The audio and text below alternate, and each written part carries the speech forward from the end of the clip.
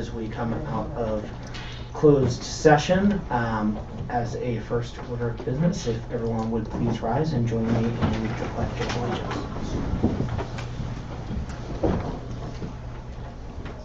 I pledge allegiance to the flag of the United States of America and to the republic for which it stands, one nation, under God, indivisible, with liberty and justice for all.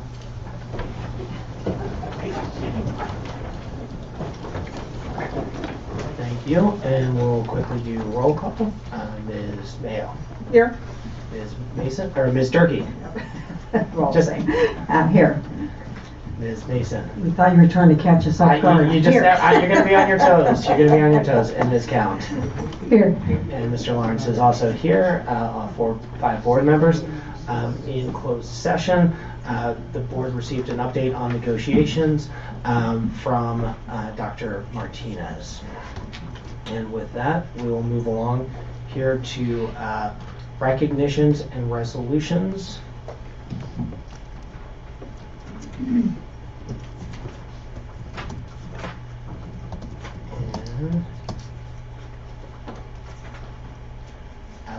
do I have a motion for the resolution regarding support of the schools and communities first funding? Mr. President? Mr. President, I move we approve the MDUSD Board of Education Resolution number 19/20-36 in support of the Schools and Communities First Funding Act. And do I have a second? A second. Okay. Motion by Ms. Pound and second by Ms. Durkee. And we'll, before we call for the vote, is there any board questions or commentary, or would board members like to wait till afterwards? Hearing none, and we'll move to the vote.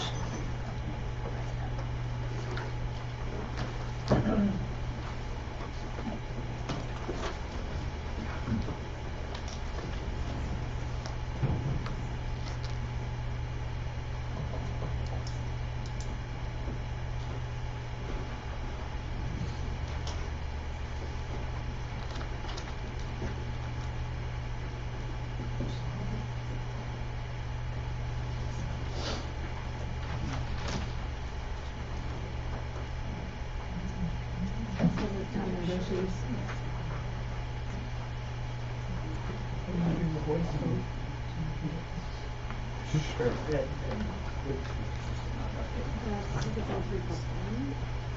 Same. Okay.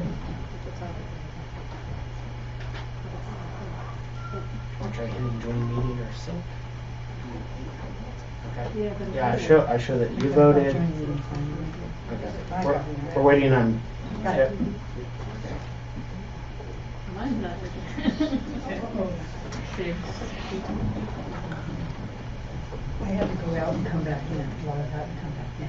Oh,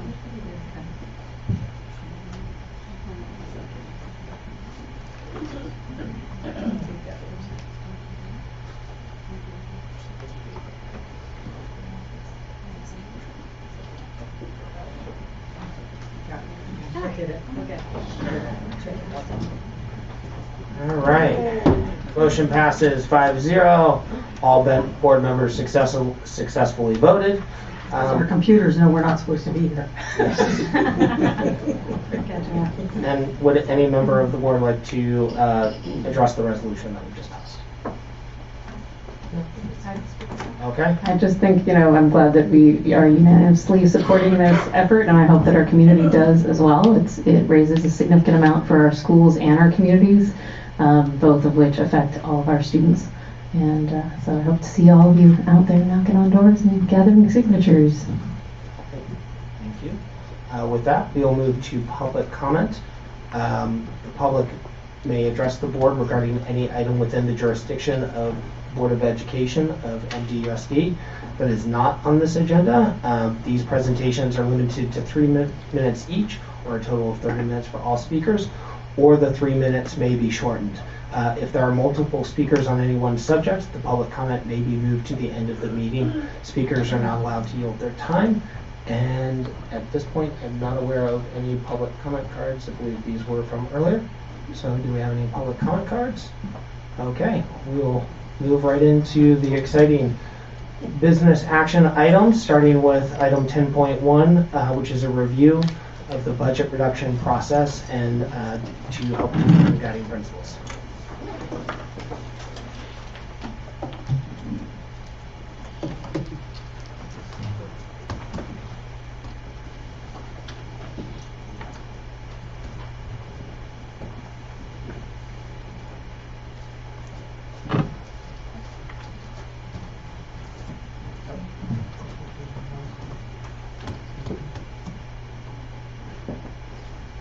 Just a slight technical question. I know everybody really liked the last presentation, but I'd kind of like to do tonight's instead. President Lawrence, members of the board, Superintendent Martinez, members of the superintendent's cabinet who are behind me, our partners in our bargaining groups who are here this evening, as well as community members. Thank you for the opportunity to start laying out some of the budget situations that we are encountering here in Mount Diablo, as well as taking a look at moving forward. A number of us are going to be sort of sharing this presentation this evening. Dr. Martinez will be jumping in, and so we're going to tag team some of these components. Mika Arbelbeid, who is our interim director of fiscal, is going to be jumping in, and she's going to be assisting with some of these slides, as well as Bill Clark, who is from the Contra Costa County Office of Education, who will be joining us and speaking as well. Dr. Gonzalez, may I ask briefly, is this, I don't see this attached to the agenda. Is it attached? No, it has not been there. We have Okay. several copies, I think, that we made available. And we'll Okay. get it. Can we get it attached as soon as possible so anyone viewing it will Absolutely, we review? will. Thank you. No, they have copies. You got copies? Yeah. Okay. So let's do a brief overview of tonight's presentation. First of all, we're going to take a little bit of a step back and we're going to take a look at sort of the state level. Some of the slides will look familiar from the last presentation, but definitely want to lay the foundation for tonight's conversation.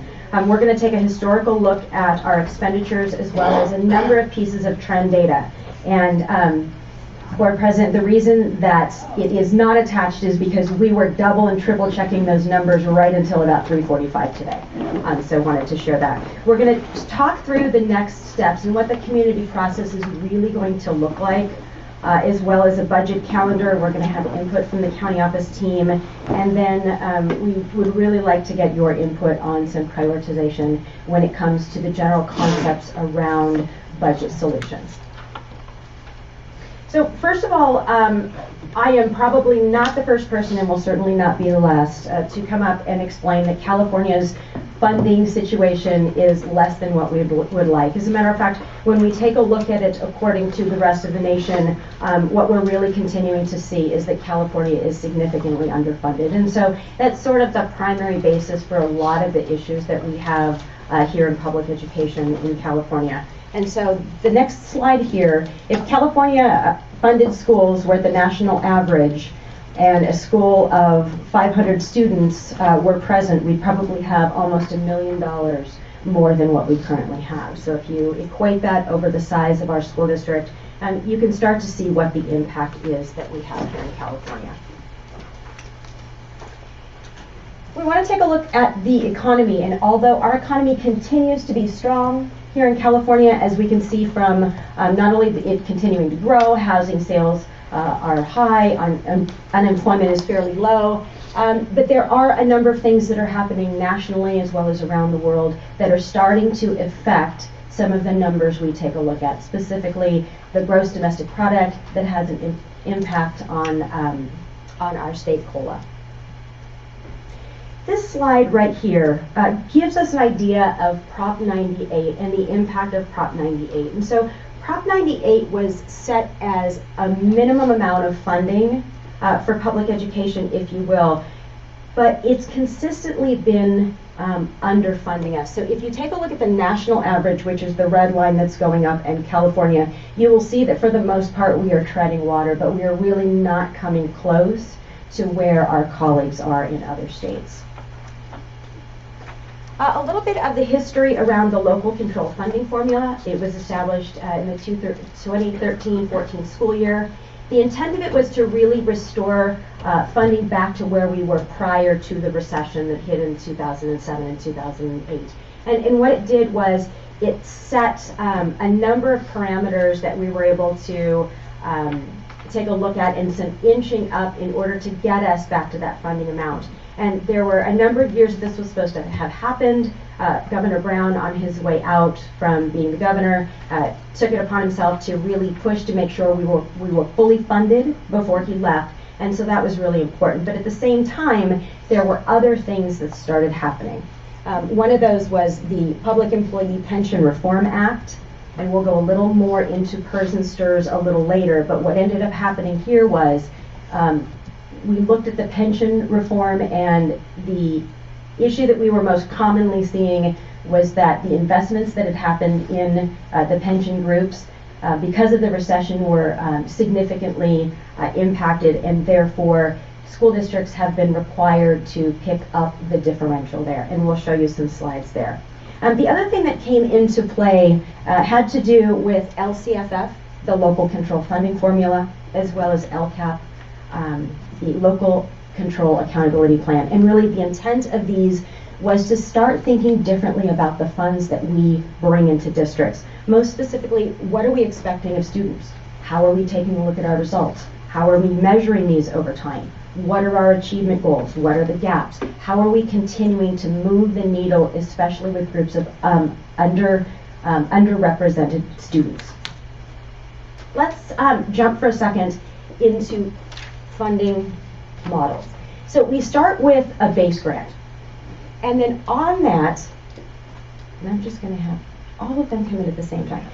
What we also do is we take a look at both supplemental and concentration grant funds. Now, in our district, we are not eligible for concentration grant funds. You want to jump in here? Oh, it's okay. You just want to stand here and keep me company. Okay. So we have funding that comes in different buckets, depending on the types of students, the types of programs that we have. And so we start with a base grant. We add on to that supplemental funds that come targeted for specific groups of students. We then go into a number of state categorical programs, nutrition, child development, and then the federal funding programs that we get as well. And then we look at the last one, which is bond funds. Sometimes we've got state matches, and we're working really closely with our maintenance and operation to make sure that we're availing ourselves of doing that as much as possible. But when we get to this next slide here, we get the base and we get the supplemental. But we are not eligible for the concentration grant because we do not have 55% or more of our students that fall into that high needs category. When we take a look at the funding factors for the upcoming school year, what you'll see in this chart is the impact of COLA on these. And while we'll get into a little more of COLA in just a minute, what you'll see is that there are slight increases moving forward, but you're also going to see that in those grade spans, students and groups of students are funded differently. So for example, at the high school level, because of career technical education programs and the cost of those, high school students are funded at higher amounts than, say, a kindergartner or a first grader. So the next thing that's really important is to take a look at how we got to the point of where we are and how it has impacted our budget situation. So to start with, the state of California is only increasing COLA, but we're not getting any additional amounts this year, and that's really important to take a look at. STRS and PERS continue to increase. Year after year, we have been experiencing deficit spending for a number of really important reasons, like making sure that we're providing competitive salaries for all of our bargaining groups. We are one of many districts in the state of California that are facing declining enrollment. As a matter of fact, I'm hearing that the numbers are well over 70% at this point, but Mika and I will hear more tomorrow when we go to a training on declining enrollment and the impacts on districts. But I just wanted to run some numbers by you, because these numbers are really alarming, and these are ongoing amounts that we're not able to get. So if you take a look at declining enrollment, since the 2008-2009 school year, we have seen a decrease of a little more than 4,300 students. Now, we're not funded on students, but we're funded on average daily attendance. So if we assume that those students are there 95% of the time, and we assume that each student is bringing in or worth about $9,000, it means that ongoing, we are losing approximately $37 million, or we have seen that hit our budget. We also have other increased expenditures. We've got general fund contributions to different programs. We've got health benefits that certainly continue to rise, as well as utilities. And then we're still looking into this last piece here, but not all of the board-approved reductions from the last school year were entirely realized. And so we're seeing the effects of that this year. We're going to delve into STRS and PERS right now. So come on up. Hi. So we talked about this over and over, and I'm sure many of you are aware of it. The STRS rate, it keeps going up, and even with some help from governor, still it keeps going up. And the PERS rate is going up as well. And so this slide, we are trying to demonstrate how much total revenue and expenditure we have in Fund 1, General Fund. This is the combined amount.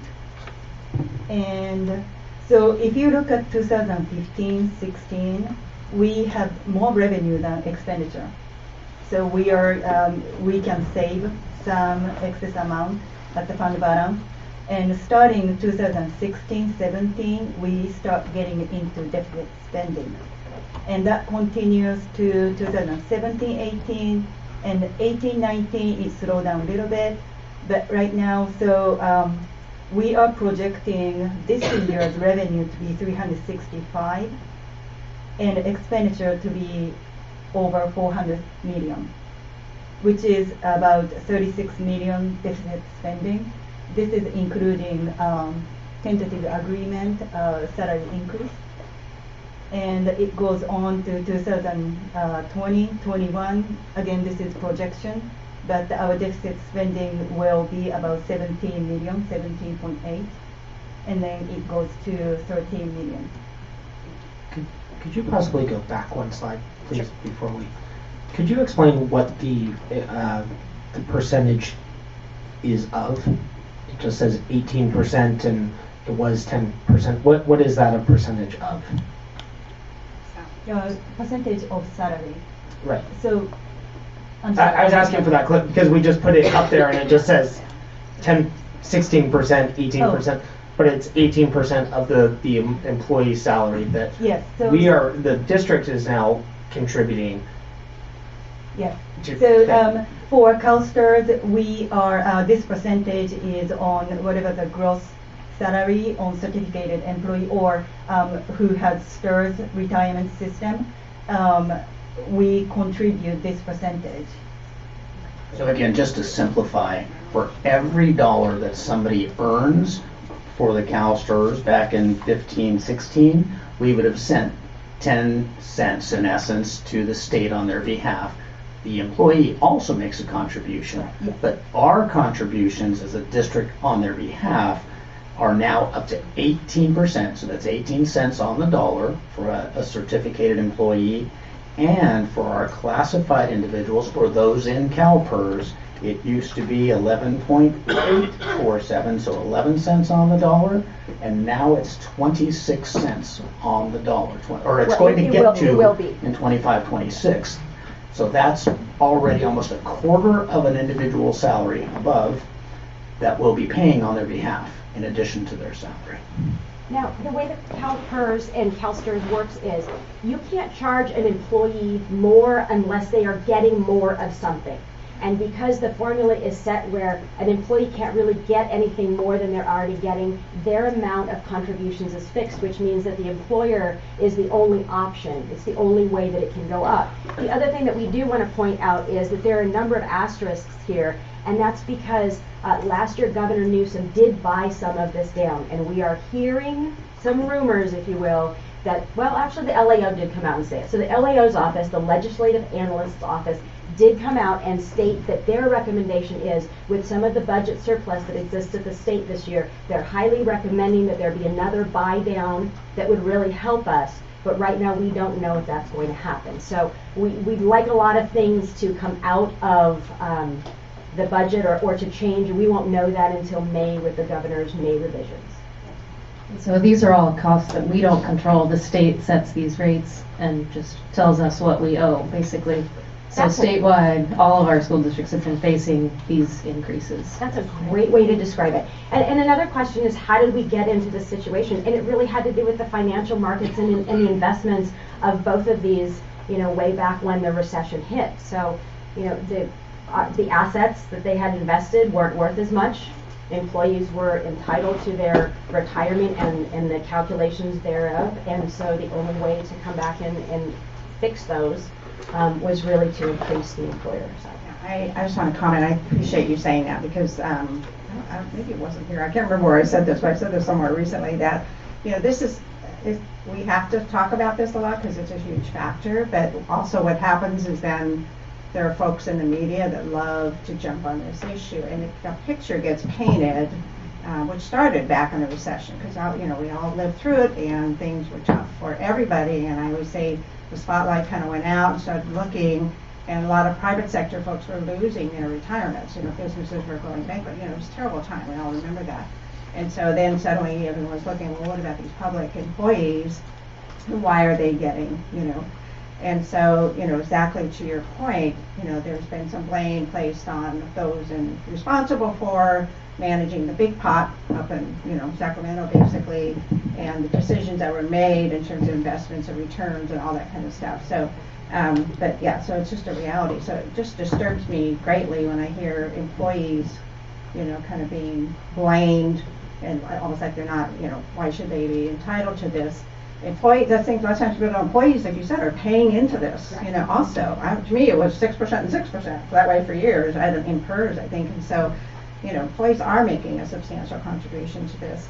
And it's, it's a retirement that they're entitled to, in my view. So I think it's important to tell the whole story, and again, it's like the investments, like a lot, were just not doing well. So suddenly, the employers had to start paying a lot more. So, and for PERS, at cities, it's a lot of other organizations, right, that are in PERS as well. So it's not just education. Well, when we're speaking to our state legislators, the state could decide to fund a larger portion rather than sending it down to us as local entities at any time. We do want to point out that we do have the numbers that are here in red. And one of the things that we're doing right now is these are preliminary estimates. And I want to make sure that I articulate over and over and over. These are preliminary estimates. There's a couple of things we're doing in cooperation with the Contra Costa County Office of Education. We're looking really closely at our position control. So position control is how you monitor employees. You make sure they come in on the same step. When we agree to have reductions, that those positions are eliminated. And we're going back to double check our position control because we have some ideas that maybe it wasn't entirely kept up to speed. And so we're really trying to make sure that any numbers we release are as close as possible. So again, I just want to share that these are preliminary estimates for this line here. I just have a question. Where in this particular page is the, let's see if I can ask it intelligently. Where is the reserve? Is it included in the expense side, the mandated reserve, the required reserve that we have? No, it's not included in there. Okay, thank you.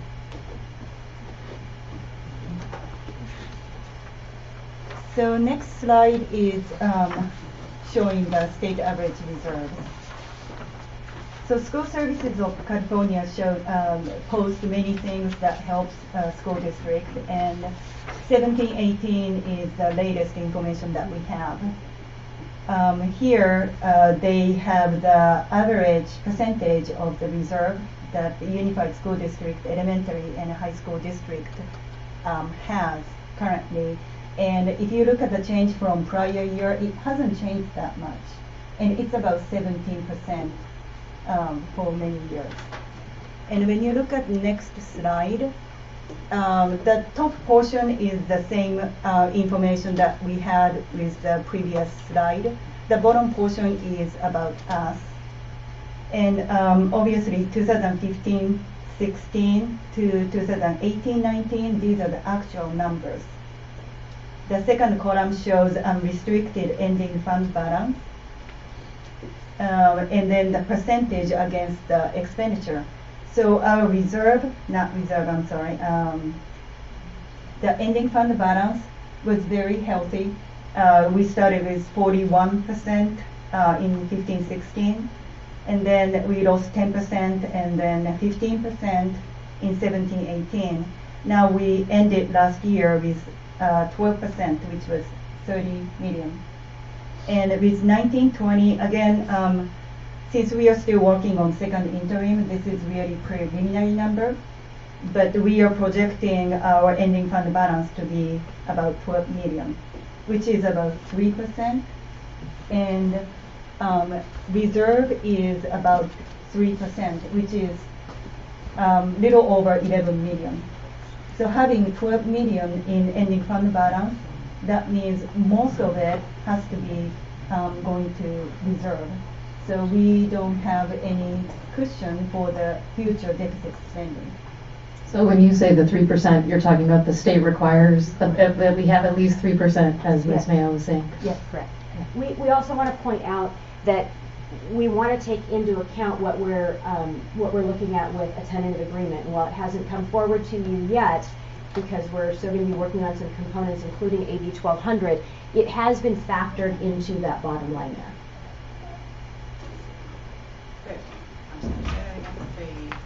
The potential increased labor agreements Correct. have been factored into the 1920. Into that unrestricted ending fund balance. I think, it's just interesting. I mean, I have lived with this myself. But we make assumptions about terminology, right? And so, which just for the general public clarification, you end up with this is all, of course, unrestricted money. You have an ending balance, and then out of that ending balance is where you need to take the required reserve, right? Correct. Yeah. So the state of California requires us to have a 3% reserve. So it's sort of like we're required to have 3% in our savings account at all times.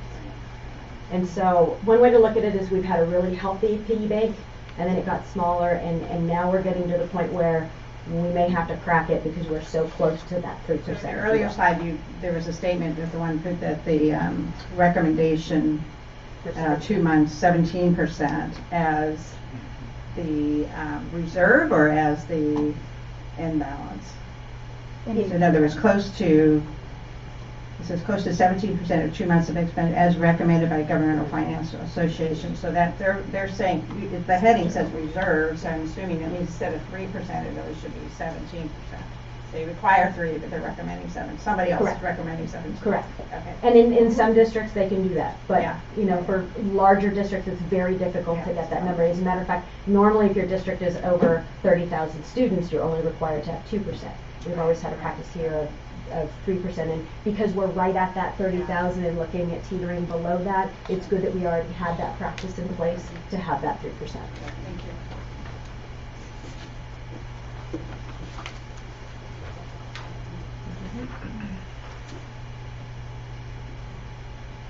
So what we want to explain on this slide, because we know that the public is listening and because funding isn't easy.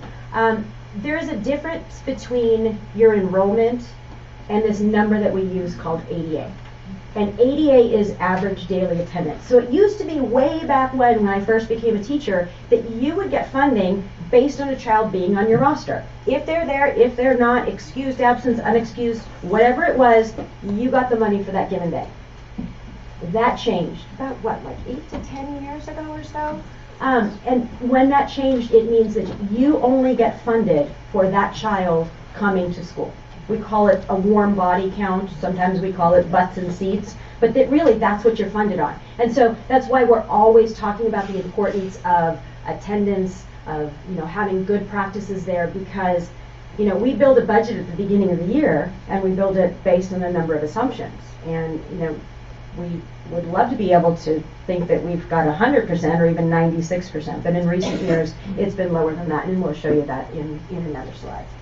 And I want to point out that our revenue is based on ADA, that we have to have teachers, we have to have a classroom, we have to have chairs and desks and all that. And even though kids don't come to school, we still have to provide the same amount of services as if everybody is at school. The thing we want to point out at the bottom is this is something that we're always taking a look at. We're looking at our interdistrict transfers, we're looking at our open enrollment and how that affects movements, as well as destination schools, and we also know that we have been impacted by charter schools. And so we continue to monitor those numbers to see what the impact is going to be, and we use that information to establish our assumptions for next year.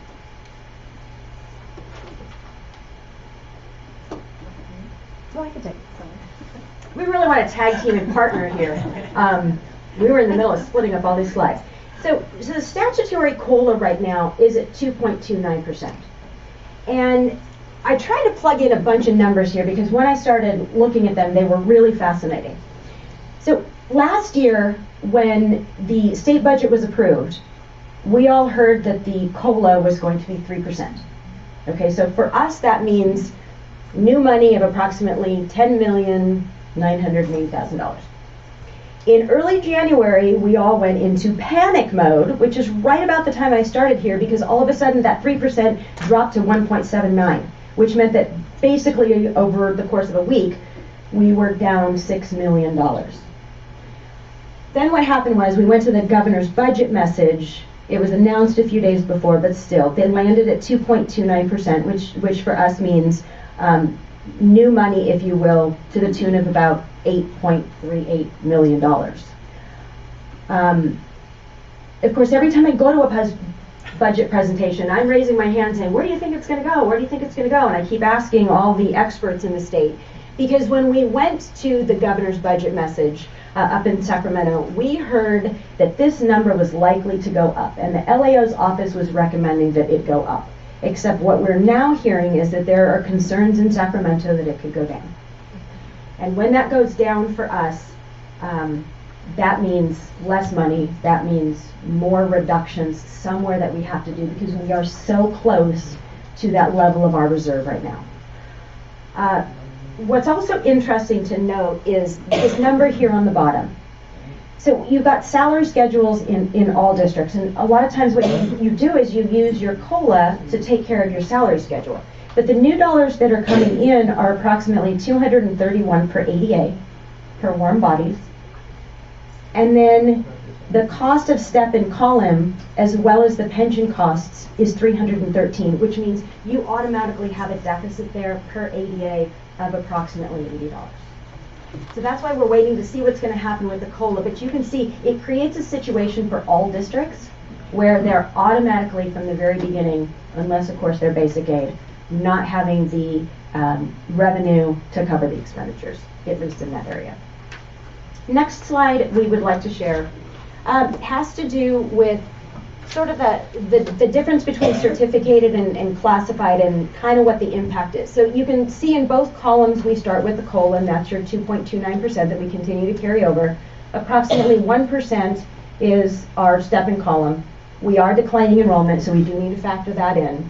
We've got the PERS and the STIRS, so we're going to subtract the differential in both of those, plus our general fund contributions to special education. Every single school district in California is contributing general fund contributions to special education. And then, before we even take a look at the implications of operations, anything we would decide to do in the district, or even when we start looking at our LCAP priorities and how we're going to better meet the needs of the students that we have in our schools, you can see how the COLA is certainly not enough. That's a good question. Absolutely. Mic back on. Sorry, one slide back from here. When you talk about new dollars, $231 per ADA, but the dollars we need is $313 per ADA, so the difference you were saying of $80. Yeah, it's basically a running state number, if you will, but yes. So what I'm seeing there, tell me if I'm incorrect or something here, is If you go approximately $80 times approximately 30,000 students, we get around $2.4 million that we are being underfunded by the state at a time when the governor has said, we are funding more money than ever before in education. Right. Well, I think if anything, that number underestimates, that's just the fact that, Yeah. that's, That is we're not. just one piece of our budget. That's, right? we're negative 2.4 million in that one particular Correct. situation. That's not what the state is underfunding us by. The other point, I would just very quickly, regarding the ADA, it is statistically proven that ADA disproportionately impacts large, diverse school districts, that attendance is also often tied to socioeconomics. And so that schools that have smaller and more affluent populations, they actually have benefited from the change to an ADA funding model versus districts like Mount Diablo, which serve a large, diverse student population, disproportionately suffer from it because, to your point, students, we still have to have a teacher in the class.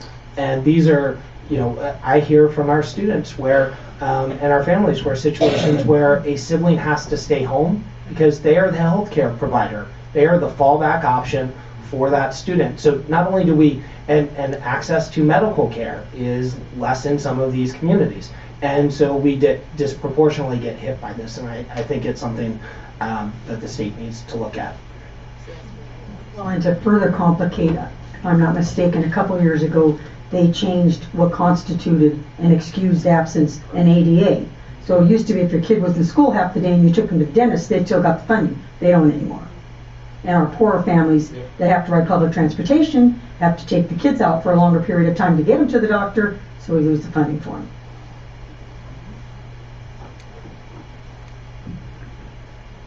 You've seen this slide before. We transferred it in, so I'm going to apologize in advance that the bottom did not entirely apply. But where you see the number 3, if you can just think 2.29% there. But basically what this slide shows is that you get base funding in each of these years. So you can see the 231, but when you look at the step-in column, you look at the STRS, you look at the PERS, you look at the general fund contributions, what you see is you're automatically not covering your expenses with your revenue.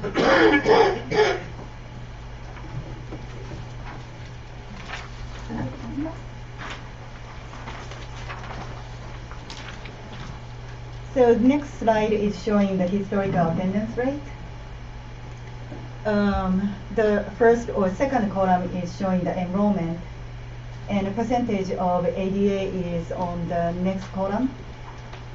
So except for 2011-12, we have been consistent somewhere between 95% to 96%.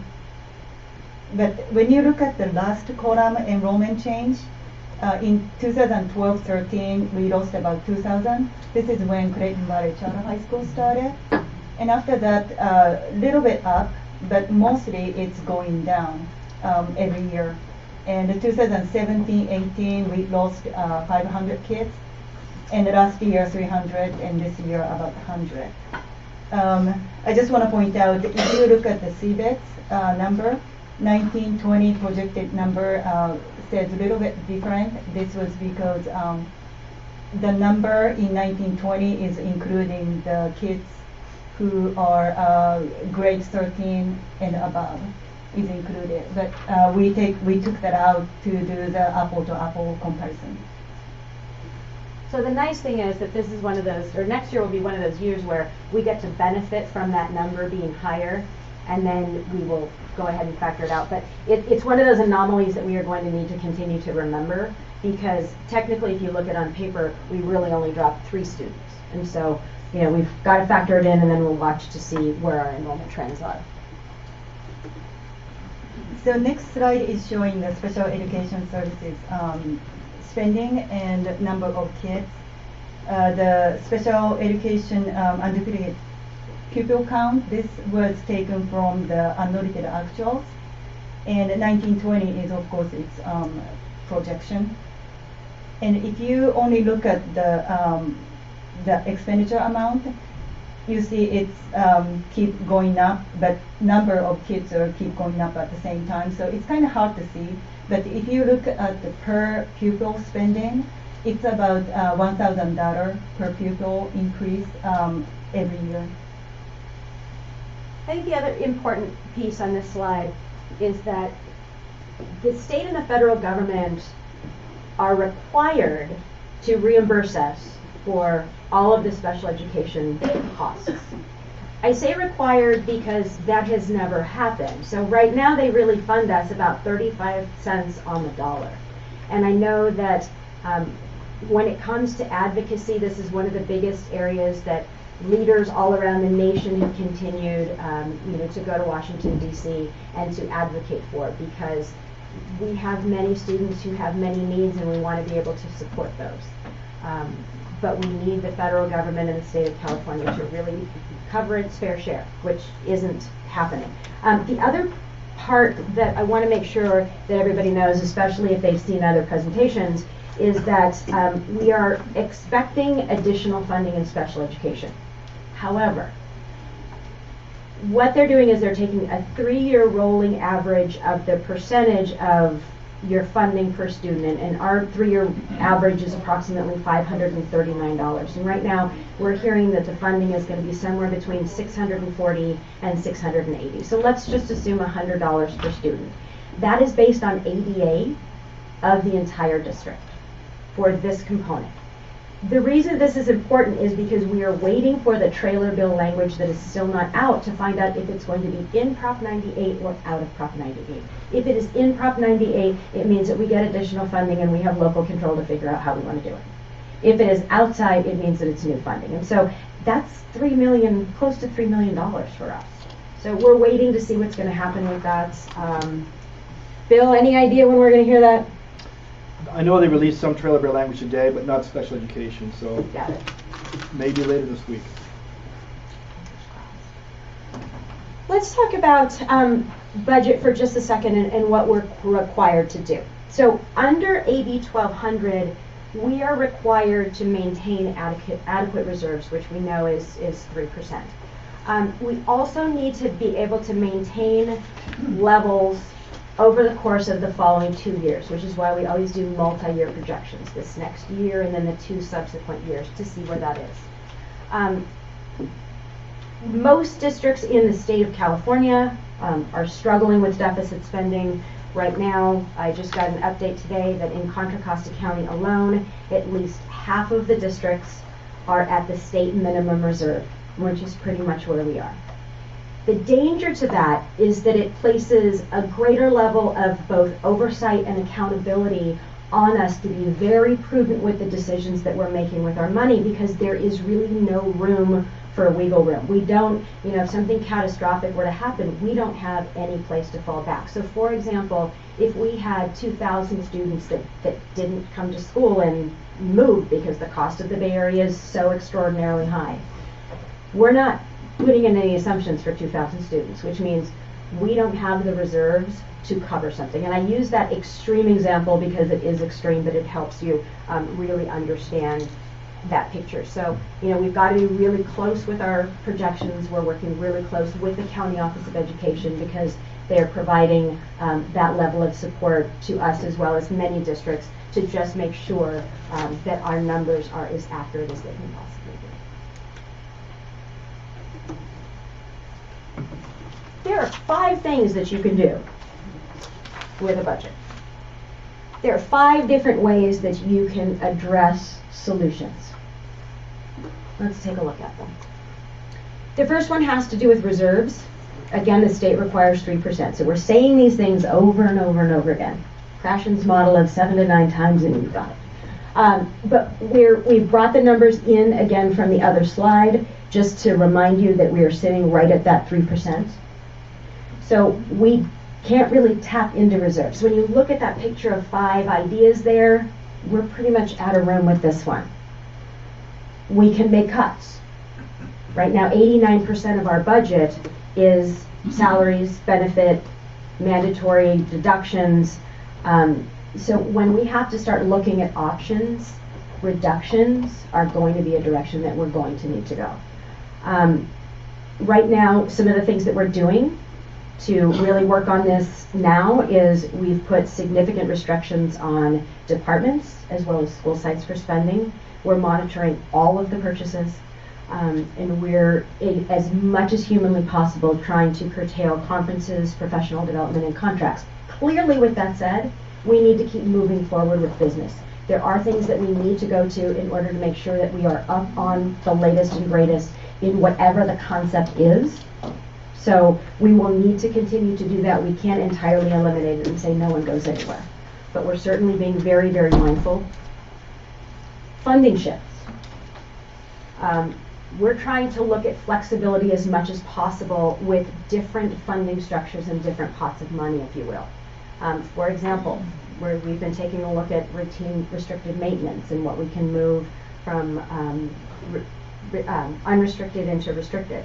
And, you know, I put this last bullet on here because it's important to note that if we had any significant expenditures coming down the road, it might be something that we were thinking of taking a look at and possibly putting a pause on. At this point in time, I don't know of any of those, but it's important to at least put on the slide. Investments. So this is an area where we can at least try to start breaking even or generating some revenue. So one is looking at revenue, attendance. Certainly, if we could move 95% average daily attendance up to 96%, that's a huge impact for us. Risk management. The more we can be careful about employees and safety, the more we don't have to pay in insurance claims. So risk management, I mean, there's so many things that you can do with that, including a lot of the safety work that we're talking about doing at our sites.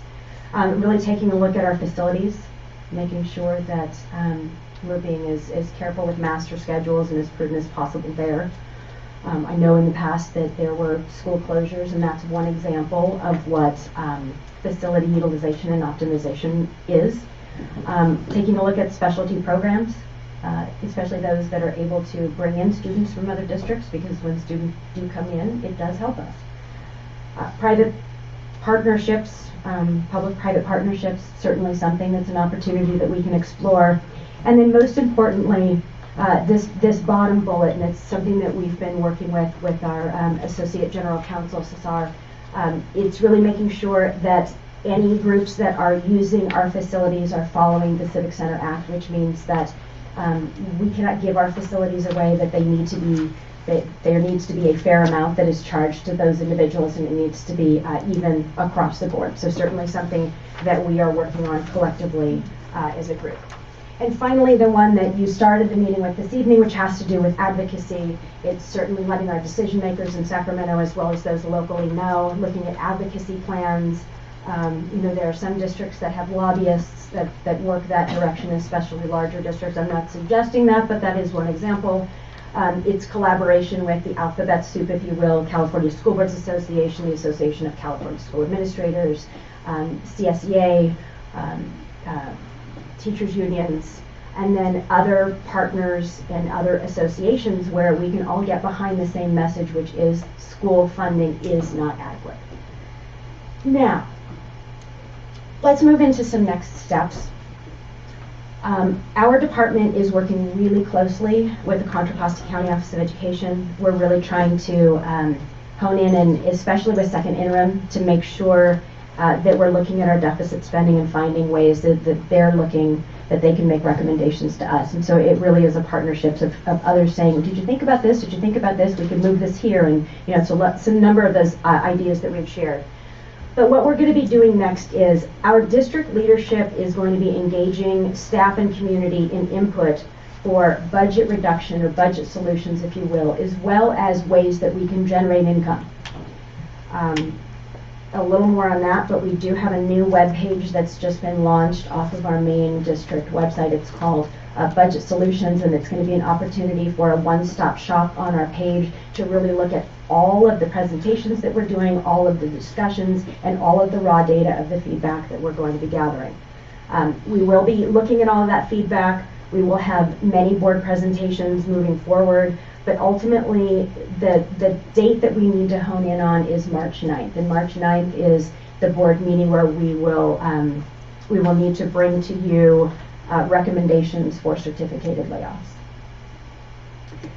We want to make sure that the public and our staff is aware that there are opportunities for staff input. So not only are we going to have a survey, but we are inviting staff to the following meetings. This information is being sent out tonight to all of the staff members. It will be posted by our administrators in public locations, really all over the district. We have a number of these meetings. We have put them in different times, in different locations, but we're going to try to do a road show that week of February 17th, if you will. It'll be the same message, it'll be the same presentation, so that everybody is getting the same thing from a team of us. We're going to be doing the same thing with the community and with parents. Students will be done a little differently, but we have 3 evening meetings, and information will be going out to the community about these as well. And so there are the 3 dates there. We are in the process of working on student input, and right now what we think that that's going to look like is we'll be working with all the high schools to see how quickly we can get a survey out to students. The reason I say quickly is because we've got a board meeting next Monday night.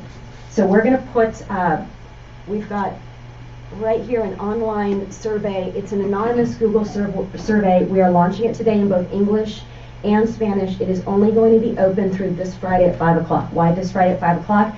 Because we need to turn it around over the weekend to get you input for the board meeting. And so the goal is to get as much of that input into the presentation so that you can see it before you walk in the door, which is really our goal.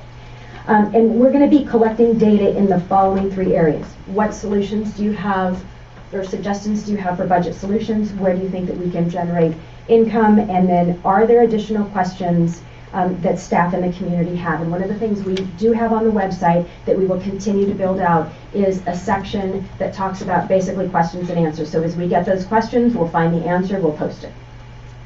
So we really want this to be as transparent and open as possible.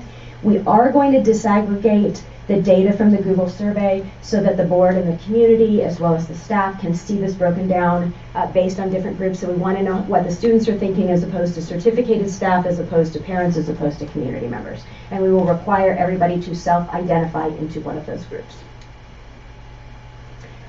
Big calendars of budget events. Certainly budget presentation on February 24th, our staff and community meetings the following week, and we do have some additional community meetings that are going to be tossed in there. So there's a natural set of meetings that are already happening. The Community Advisory Committee, our DLAC.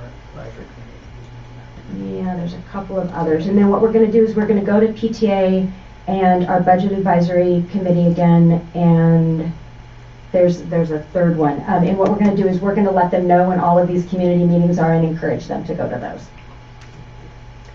But then ultimately, we are landing really on that March 9th, which means by the end of the week before that, we really need to have all of this work completed. So what we're doing is, in all fairness, we're trying to take what most districts see as a 5 to 6 month process, and we are trying to condense this into about 5 weeks. I would like to welcome up Bill, who's here from the Contra Costa County Office of Education, and who certainly wanted to address the board with some information that coincides with a lot of what we've shared. And then from that point in time, I'll let Dr. Martinez take this forward, unless you want us to come back and just jump in with some of these pieces.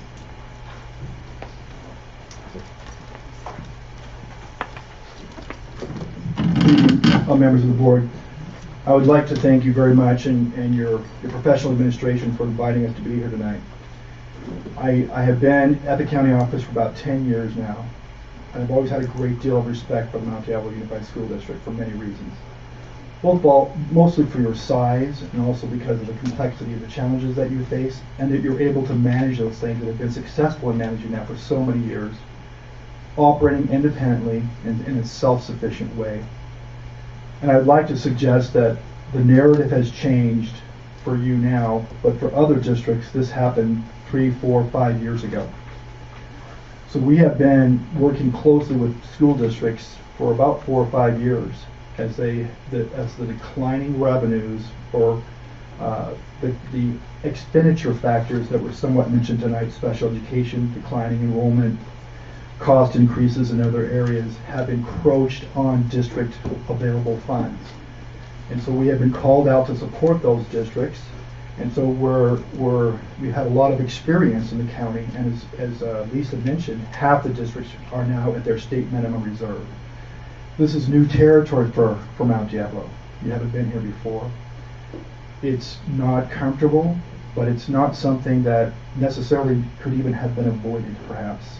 It's an inevitable factor of not enough funds to meet the cost increases and demands that are being placed on the education community. And we see those symptoms everywhere across the state. It is a change. And so we have developed some resources, and generally we come in as a collaborator and a supporter in terms of a second set of eyes. And so I want to recognize your superintendent, professional staff for inviting us in. We work side by side with you. We're not going to be telling you what to do, but we do have some experience with districts who've already been down this road long before you've gotten here. So the fund balance concern of hitting at your your minimum reserve in the current year does create challenges. Maybe just a brief story. My father's an aviator, he's an Air Force pilot, and then he flew for the airlines, and so he was coming in on the DC-10 into Chicago O'Hare, and there was a big storm front coming in, and not to mention there was the President of the United States that was coming in, and so my father knew that they were going to divert the airplanes and they were going to have to fly off to Ohio or something. So my dad, being a keen pilot, cut his approach short and came up on the runway and said, I'm approaching, am I clear to land? And my dad was able to get in, and he calls it greasing it. Got in. The passengers never even knew that he probably saved them half a day of time by getting in on the runway, and then shortly after he landed, the airport was closed. I share that story with you because there are factors that are outside of your control that are growing ominous across the state, and they're impacting you. It's not something you can really control. And in addition to that, you don't have a lot of fuel or time to really manage some of these things. And so getting in on the runway and getting the plane down safely are critical factors. So it is going to be important to have as many eyes on this as you can, and also to be alert to your conditions. Now, one of the conditions that's required is this AB 1200 disclosure. And the disclosure says, when you sign off on that, there are sufficient expenditures or budget reductions included in the budget to meet the expenses of the settlement. Well, I know that the district has worked hard to meet the demands and the needs of your employee populations in terms of cost of living increases in this area. It's hard to live in this area. So when you're looking at that AB 1200 disclosure, meeting that minimum requirement, there have, like the thunderstorms coming up, been major changes in the assumptions that have taken place at the time that the settlement was agreed upon. You have a significant reduction in your revenue projection now. You've seen numbers up here, $8 to $6 million, $4 million. That number has been chipped off of your multi-year projection and creates a new assumption that didn't exist at the time the settlement took place. So we're here just to call your attention to that, and your team is not short of courage in terms of being able to take on challenging assignments, but it really has ratcheted up the challenge of trying to put together that AB 1200 disclosure, show that you have sufficient expenditures or budget reductions in place. The other challenge there is the staffing in the business office. And we've worked closely with your staff for many years. I want to say that the Mount Diablo budget, unaudited actual and interim reports are among the finest in the county. And that's because of the comprehensive description that's included in your books about state assumptions and district assumptions. And also we have a great deal of confidence in the integrity of your numbers that come up, that are reported up through your financial system. I spent many, many years as an auditor, auditing school districts and county offices of education. And so this is something I have kind of a keen eye for as far as where the districts are coming from and our confidence in their business staff. But you have turned over a lot of your staff. And it hasn't been just in the business office. There's been other key positions where you've had turnover. And so this is another risk factor that you're dealing with in terms of trying to make sure that you're going to hit the runway in time and be safe there. So we appreciate the opportunity to work with you. We're going to help. We have a director, some consulting resources that you may have read in the paper. We're working closely with West Contra Costa in a similar manner to help them to bridge where they have some staffing shortfalls. We help them with their budget production and so on. So we're trying to shore up and support your business staff who are working overtime, essentially to try to meet all the demands of the department. So my really conclusion is, hats off to this district, but the weather is coming in, and it's going to be tougher than it has in the past. And you've got people who are very committed to your organization to do the work, but there's also some sense of being realistic about what might be possible. And so we're asking that you recognize that and give your team time to really make sure the runway's clear and they can get that thing on the ground. And that's going to take some time, some analysis, and some detail work. You saw some efforts here to gather input from the community. There's not a lot of time to get these things together, but I know they're working hard to get that information to you. And that pretty much concludes my comments. Thank you. Thank you, Bill. Yeah.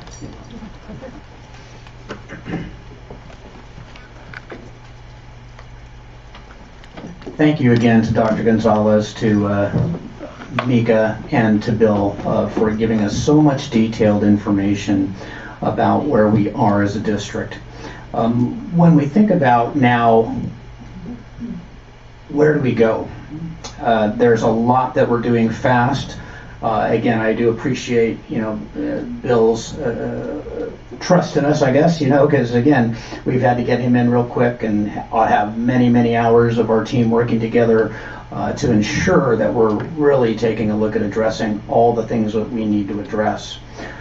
We know that it's not going to be just done by one or two people. Really, it is a team of our administrators.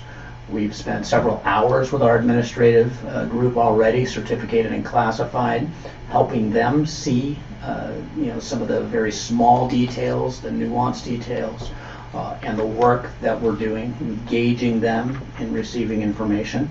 Again, we've looked to a few experts in the field as well, so that we aren't being blind to different ideas or different suggestions that we need to take a look at. We want to be able to see the entire process. And truly, again, I think the word transparency was used. We absolutely want to ensure that the board has all of the relevant data really accessible to them to understand what they're doing, and our team as well as leaders, so that when these difficult decisions are made, when ideas are suggested or actions are focused on, that we are able to follow through with those actions. We need to make sure that we're really facing our bitter truth. And it's kind of one of those Jim Collins good to great processes, that we have an understanding of actually our realities. And it's just doing that detailed work so our data is correct, that we make sure and confirm any perceptions that we already have about the data, our budget assumptions are accurate as we move forward. And so when we think about the layers that we're looking at, our department budgets, our site budgets, our budgets that sit across the board, our position control, as Lisa mentioned, the different layers of data, we need to be spot on in every one of those layers. Quite frankly, we can't miss something as we review what's happened to our budgets, as we look at our daily operations, and as we go forward in planning what our budget looks like. So it will be a comprehensive process that we're going through. We want to work, of course, with all of our employee associations and our community members. This is not just a district that's, again, run by a few people. It is a community of caring individuals from each one of our sites, from our parent involvement, from our employees who are so dedicated to the district and the district students. So as part of this process, we're going to be working directly with each one of our employee representative groups as well. Because here's the other thing to think about. Well, we're talking a lot about budget right now. Over the course of the last several months, you've heard me talk a little bit about meeting our students' instructional needs, their academic needs, their emotional needs, their physical needs. We have a lot of responsibility in doing that that's directly tied to our budget, and where we are able to place the resources to make that reality happen. That happens with, again, our staff members who are working every day at our school sites to the benefit of our students. We understand that there's classified folks and certificated folks who are part of our district, our employees, that will receive some notices. We know that they will, because we won't be able to sustain everything. But it's going to be through the conversations that we have, providing information to our employees so that they have the real understanding. If they're asking questions, that we're giving data to them so that they truly can appreciate what's happening through the system. So we're going to be working collaboratively with them. I don't want to leave out our parent groups as well. Again, the survey and reaching out to our parents in a number of languages through a number of processes. We've spent some time talking about how we reach out to our parents so that they have awareness about what's happening. They have the ability to support ideas from many different areas within our community. And Lisa mentioned the students. You know, it's not lost upon us that every decision we make as a governing board really does impact our students. And so we want to have their input. We're going to be pressed to get it pretty fast, but we want to have that. When we think about the process, again, there's a lot of community involvement. There's a lot of work by the administrative team. And as we think about meeting our students' needs, I'd love to tell you that we can do everything at every one of our sites for every student, but that wouldn't be the most accurate statement. As a district, when we take a look at, again, meeting our students' needs, we need to truly understand what those needs are. So doing those analysis from our school site levels with our administrative team, with our teachers, identifying the very specific things that make up our base programs that fit within our LCAP goals. That becomes such important work, the highest level of priority. So again, we look to the board to really help us, giving you information from the public, bringing your own processes and history as well, because we have to provide the essential services. I think Mika had mentioned in one of the slides, it's about teachers. You know, first, it's about those that are there in the classroom, and let's just take a look at some of those. Teachers, principals, office staff, custodial staff, support staff, everything that represents the base is necessary to support the classroom. Oftentimes our LCAP might say, we need to provide a high quality education. And that's a great concept, but it doesn't provide those specific actions. So when we really look to the actions for who we will need to have, that's the more specific question in meeting our students' needs. We also are working to provide a whole developmental process for our students. So it's not just about one academic area, it's about all the areas and becoming a whole student for what that means for that child. So that's the difficult work. Again, identifying what are the primary things, and then what might be the next level of tier that it'd be great to have this. We have to have this, but it'd be great to have this. And then as we look down the road, there may be things that unfortunately we can't sustain as a district, or not now. There's also an opportunity here.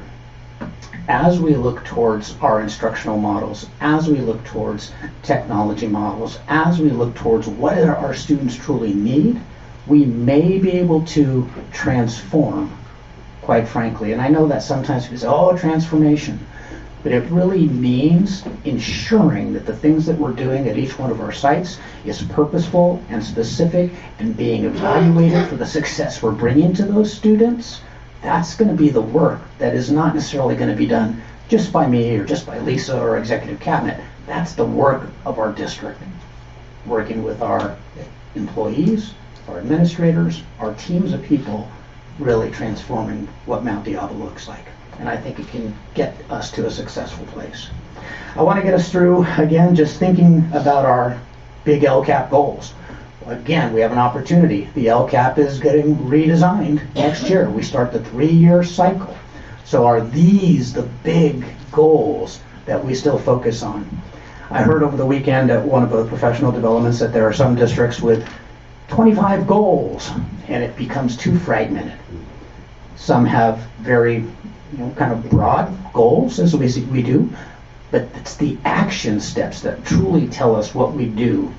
It's the action steps that need to be connected to our budgeting in a coherent way, so that we're really putting the funds next to those action steps and following through and tracking our success. And so there's going to be some very big decisions that we'll make with the LCAP. Again, we wanted to provide some time for the board to hear and the public to hear many of the things that we're looking at. I just think of, again, it's almost, and I don't want this term to be used poorly, but it's the iceberg of, we see a lot of things on top, but there are so many layers that we also need to work to understand, because it really is doing a lot of things fast on all of the different layers. If we just work up on the top, we're not changing some of the structures of our district that need to change to be more efficient and effective going forward. So it really is ensuring our systems are working for the benefit of our students. And one of those systems is the budget and how we develop it and how we guide it. With that, I'm going to let our board enter into some discussion and provide us maybe some feedback, priorities, hopes and dreams, whatever you'd like to help us go forward with our work. Thank you, Dr. Martinez. Board members, do we have questions, comments? Ms. Durkee? I have both, actually. But I appreciate everything. The presentation, and like you said, you need to hear it several times, some of the pieces, and so I think it does give us a good backdrop, and also Dr. Martinez's comments are really helpful. So I know that there have been some discussions about separate, before we had think so much about this, around looking at different programs and, are they really providing the outcomes that we would hope, et cetera. So it seems like, as you're saying, this presents an opportunity maybe to speed that process up a little bit because of this need here.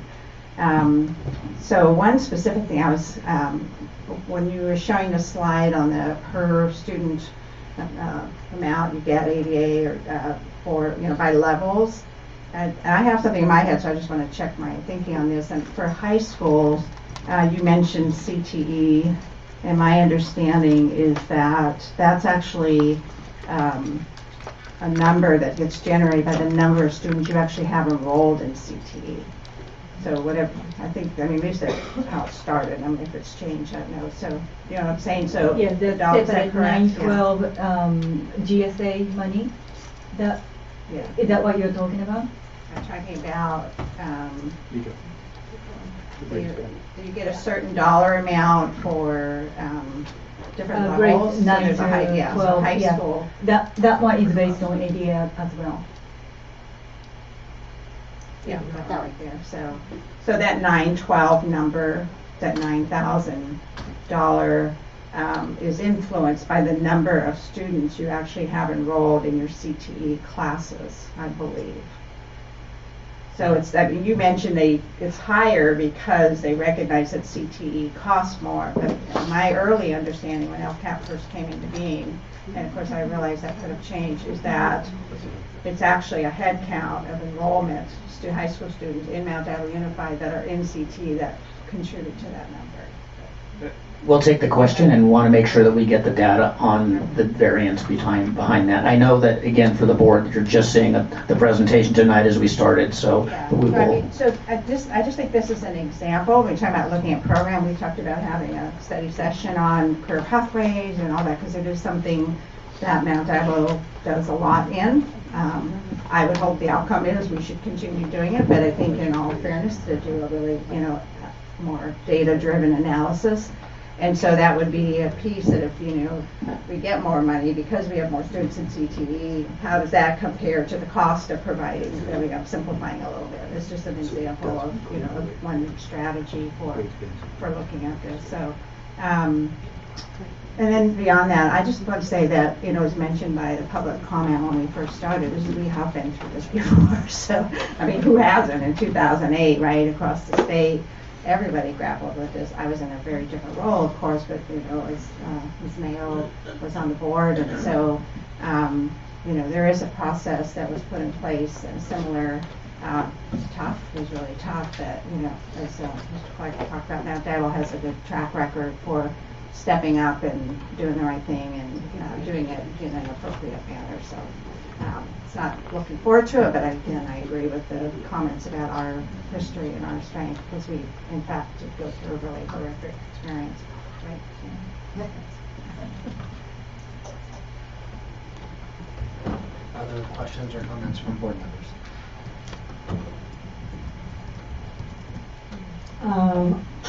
I always try to keep the cuts as far away from the classroom as possible, and looking at direct service versus indirect services.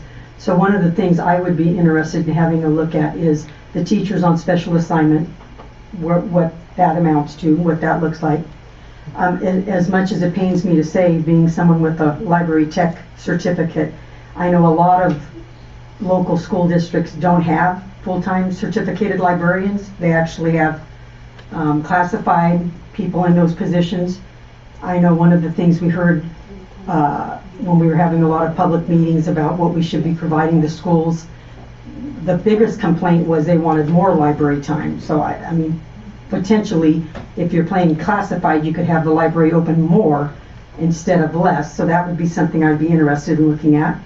I'd be interested in looking at what are we charging all of these daycare facilities that are on our sites. Is it in line with what other districts are charging? I don't want to charge anything exorbitant, but we should be getting our fair value. Same with, I'm not picking on anyone, but same with the charter schools. Are we getting what's in line with other folks, what they're getting? Are we getting payment on a regular basis? That's something I think we should look at. And I think just take a really good look at the folks that are not working directly with kids. They're just as valuable, but are they working the hours that match the jobs they're doing? Is there a way some things could be consolidated, which is not fun, but often when you go through hard times like this, people have to kind of step up to the plate and take on a little more. And I think that's all that comes to mind for now. I'm sure as we keep discussing, I'll think of more things, but those are just some of the things that occurred to me. And I had talked about it's a time to take a hard look at those funds that we're getting, like Title I and supplemental, that are really there to help a certain population, and it's a time to really look at those funds and restructure and make sure they're getting those kids that are more at risk performing better, because I think we know that when you help the kids that are at the bottom, it helps the kids at the top as well. So those are kind of where my priorities are and the kind of things that I'd like to look at. My only comment is, although 2007, 8, and 9 were the crisis years, we actually began budget reductions in 2002 in Mount Diablo School District. So it was to a lesser degree, much smaller increments, just like we did last year. But over time, it became so burdensome to make those decisions in those crunch years. It's not something that I look forward to again. I'm hoping and will appreciate all the information that can be provided about the programs, their effectiveness, how many students they're serving, and the enrollment perhaps even by grade level at our different sites and by classroom.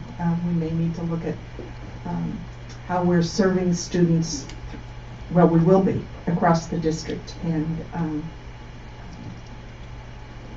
it will not be an easy decision, but I know that we have the courage to make those decisions.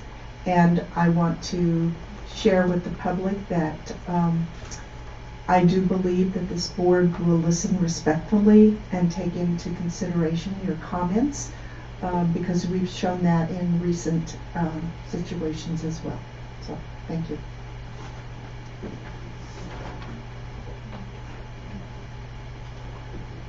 Okay. Let's see. I want to first say thank you to our superintendent and staff for your incredible hours of work on this subject, and the depth at which you're looking at this is so crucial, and we're really lucky to have you. Also appreciate the community input piece that you've put together in a very short period of time. I think, to me, process is going to be one of the most important pieces of this whole thing. Is, are we doing this in a way that's transparent, that's inclusive?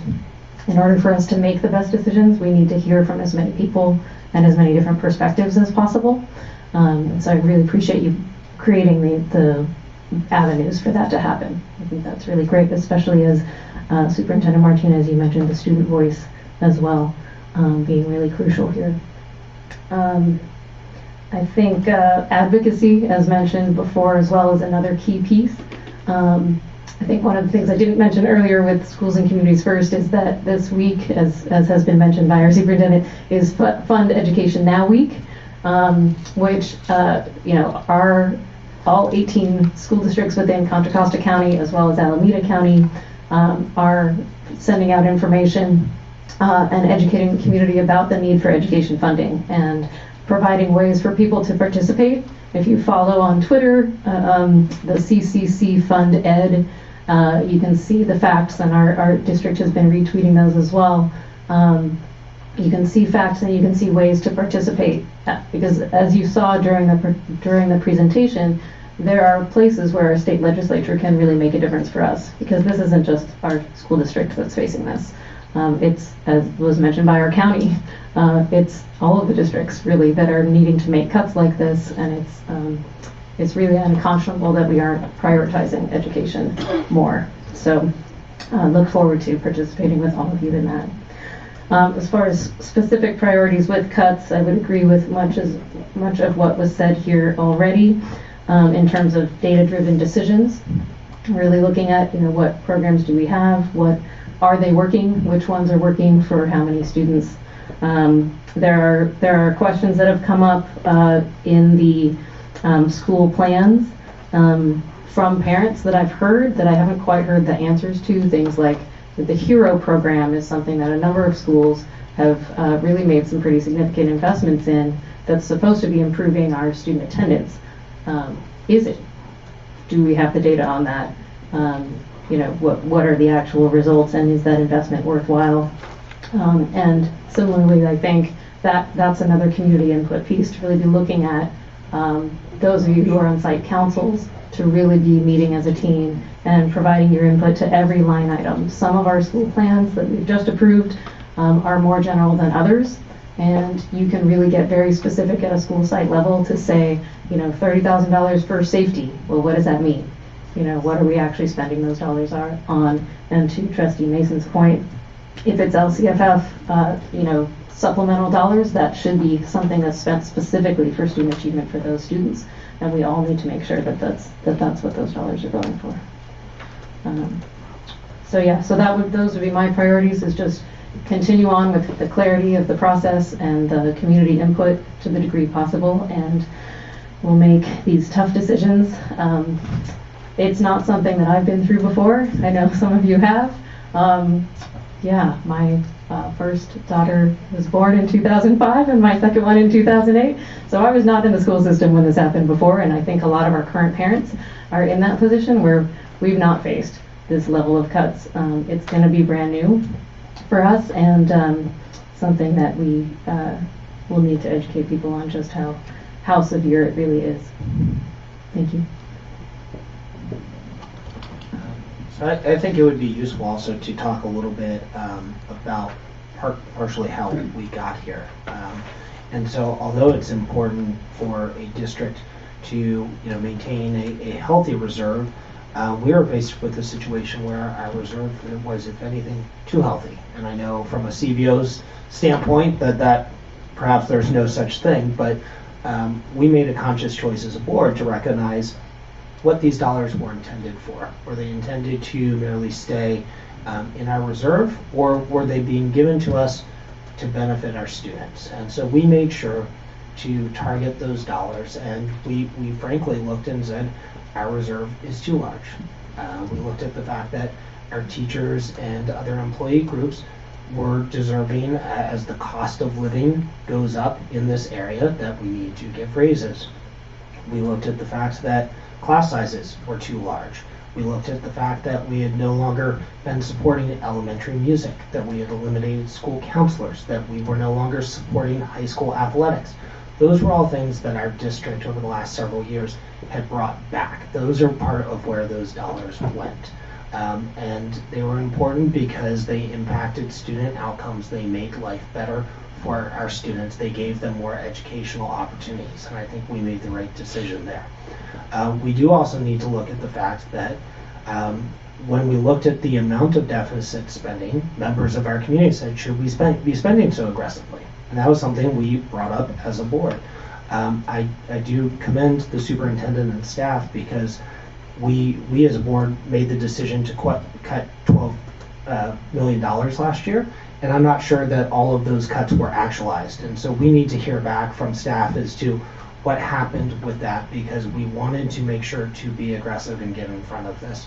And so there will be difficult choices, and I think we need to share that with our community. I do think that we also need to look at our fiscal state compared to surrounding districts. And so we heard throughout the negotiation process, this most recent negotiation process, when we heard from parents saying, we want better pay for our teachers, we want smaller class sizes, we want more school nurses, and these asking us why we were not settling. Well, our hope was to settle as quickly as possible, but these were the fiscal realities that we faced. And so our employees deserve to be paid more than they are, but we need to find a way to make sure we can support that. And one of the things you look at is other communities around here have decided to invest in education by passing a parcel tax, which is money that goes towards the general fund, not just where our community has been very supportive of Measure C and Measure J, which goes towards our facilities, but does not go towards the general fund. And I think that is something that we need to look at, because otherwise we will be faced with cuts, and I think our community will not support those cuts, but we have to remain fiscally solvent and strong. And so there will be trade-offs, and there are options. We need to put everything on the table, but that is one of the things I believe that in November of this year, we should be looking at a parcel tax and asking our community, do things like smaller class sizes, elementary music, high school athletics, all of those things we've invested in, do those matter? Do they want us to continue supporting those? So, thank you. Made me think of something else. When we're looking at the next meeting, if we could have and I know it'd be a guesstimate, but if this split tax passes, what does that mean for us? What would it be bringing into Mount Diablo? And it might not help us this year, but we could look long-term at it. And then the only other thing I thought of as other members were speaking is, I live in a grant world, and while a grant is not going to save the district, there's lots of grants. I've been passing them along to Dr. Martinez, and again, it might not work for this year, but San Francisco Foundation every year does equity grants for equity programs. So that would be, if you can fill one position that you had to eliminate, at least that's something. Kaiser is now funding mental health counselors for schools. That would, if we have to cut a counselor, we could add back a counselor. So I really think it's incumbent on all of us to keep our eyes open for, even if it's $50,000, $75,000 grant that just replaces a person for that year, it's something. I think that's a really good point that both of you have just made, is that we really need to for stability, what you want is a diversification of your revenue sources, right? So that we're not solely dependent on the state. We have local and private sources as well. And so I would agree that we need to seriously look at a parcel tax for November. That is something that we have not had in this district to the degree that a lot of our surrounding districts have. That would give us some local control beyond the state funding. And as far as grants, I think that's a great point. We also now have a district-wide education foundation that if our school staff, district staff can't take on that grant, it might be some way that the foundation could partner. Some of our surrounding districts have foundations that have grown over the years to millions of dollars that they provide in addition to the public funds, and that's something we should look at as well. I want to make sure that this, because I'm hearing, again, several different people mention the idea of a parcel tax. So again, that will be something, if we're seeing some board direction and looking at that and investigating, we would want to work with some experts in the field. And again, with everything on our financial department's plate, we just want to make sure that we would start taking a look at that. What are the implications for potentially getting on the ballot? What are the implications for, again, whether we do some polling or, again, through part of our survey information, we get data back saying this is a good idea. I'd love to do it if it's focused on this or that or something else. So I'm just making sure that we're ready to go on that. I just want to make sure.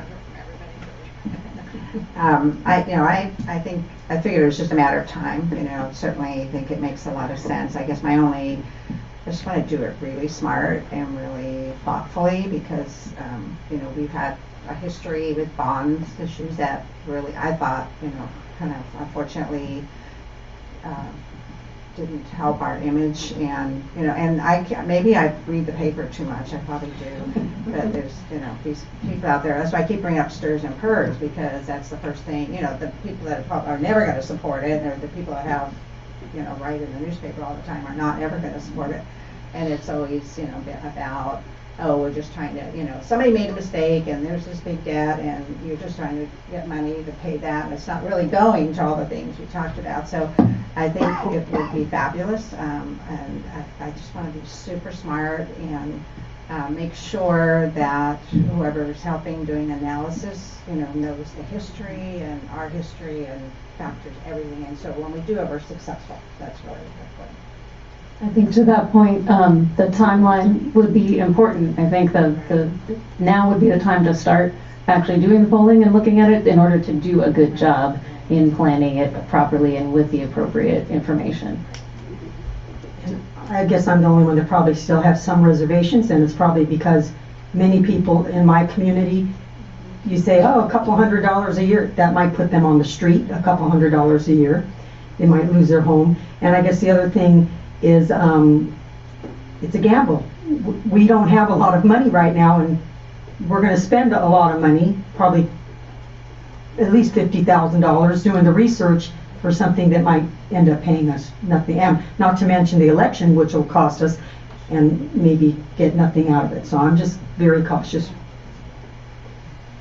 It's important to at least look at it. I believe we need to do the polling. That'll give us a lot of information, although typically the polling samples seem very small to some of the public members of the public. The polling has proven to be very essential in determining how we move forward. I think if we are clear with our messaging and transparent on how the funds will be used, that we can present an argument worthy of consideration. And we probably need to show our community members that we are looking for other solutions rather than simply relying on the state. They care, our community members care about our local schools. They may have concerns about Big Brother, whether it's the entire district or the entire county or the state legislature, but they do care about their local schools. And when we can show that we will provide a benefit to their local school, they may consider and vote yes. Thank you. Very good direction, very good support. Again, it's going to be a challenge for all of us, but challenge does present opportunities. So it's our focus to make sure that we are maintaining a complete review of what's happening with every dollar for the benefit of our students. We know that's what our governing board wants to also be assured, and assure the public that we're doing our fiscal responsibility and oversight. So if there's nothing else, or if you have anything else, please do the survey. Any other board questions or comment? All right, with that, we will go ahead and adjourn the meeting. Thank you for joining us. Item 10.2 has been pulled, so we are adjourned. Thank you.